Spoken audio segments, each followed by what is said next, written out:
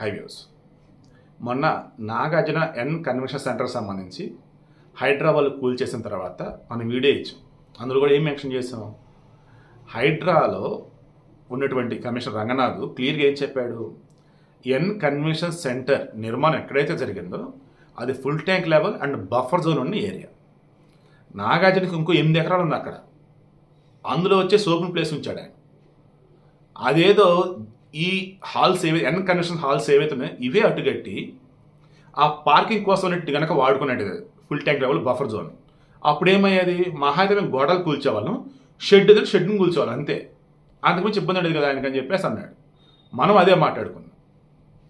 ఇప్పుడు అప్పుడు ఒక మాట ఉంది డైలాగ్, జైవేరి కన్స్ట్రక్షన్స్ మురళీమోహన్ కూడా అంతేనండి, అతను కూడా కోల్చాలని అన్నారు. అప్పుడు నేను చెప్పాను, మురళీమోహన్ చాలా తెలివిగా ఉంటే చాలా కేర్ఫుల్గా ఉంటాడు, అటువంటి ఉల్లంఘనకు పాల్పడ్డండి అన్న, మీకు తెలియదు అతను ఉంటాడు అన్నాడు. ఈరోజు ఆయనకు నోటీసులు ఇచ్చారు. నేను అనుకున్నా ఏమని, ఖచ్చితంగా ఇక్కడ అతను సేఫ్ జోన్లో ఉంటాడా బాబు అన్నాడు. అలాగే జరిగింది. మన గచ్చిబౌలి ఏరియాలో ఫైనాన్షియల్ డిస్ట్రిక్ట్ అని ఉంటుంది. నాకు తెలిసి మన తెలుగు రాష్ట్రాల్లో అత్యధికంగా రేటు పలికేది ఎక్కడంటే అక్కడే టాప్ మోస్ట్ కంపెనీస్ ఉంటాయి ఎక్కడైనా, ఓకేనా. ఆ ఫైనాన్స్ డిస్ట్రిక్ట్ ఏరియాలో రంగలాల కుంట అని చెప్పి ఒక చెరువు ఉంది.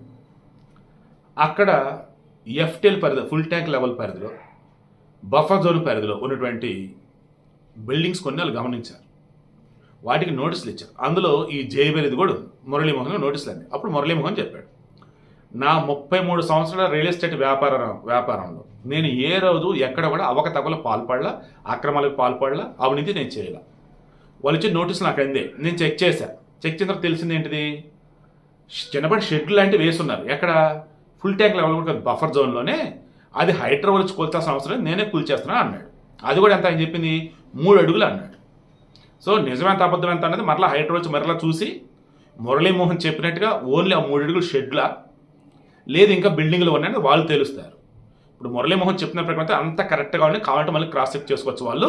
నేనైతే బఫర్ జోన్లో కట్టిన తప్ప ఫుల్ ట్యాంక్లో కాదు, అది కూడా బఫర్ జోన్లో కట్టింది కూడా చిన్నప్పటి రేగుల్ షెడ్స్ అవి ఇప్పుడు నేను తీసేస్తా అని చెప్పి అతను అన్నాడు.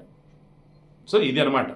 ఏంటది, మన నాగార్జున విషయంలో చెప్పిన ఇదే చెప్పా, ఇప్పుడు కూడా ఇదే చెప్తున్నా, మీకు కూడా అదే చెప్తున్నా. మనం వేరే ప్రభుత్వ స్థలానికి సంబంధించి buffer zone full tank level అన్నప్పుడు ఖాళీగా ఉందని చెప్పేసి అందులో మనం ఏదైనా కట్టామనుకోండి, ఖాళీగా ఉందని కట్టామని అనుకుందాం, అది ఎలా ఉండాలి, చూసేవాళ్ళు మనల్ని చీకొట్టేలా ఉండొద్దు, అండ్ గవర్నమెంట్ కూడా మనకి తీవ్ర నష్టం చేసేలా ఉండకూడదు, అండ్ మనం కూడా దాన్ని తీసేస్తున్నప్పుడు ఏమందరూ అన్న ఫీలింగ్ రావాలి తప్ప అయ్యో అన్న ఫీలింగ్ రాకూడదు. మీకు అర్థమవుతుందా?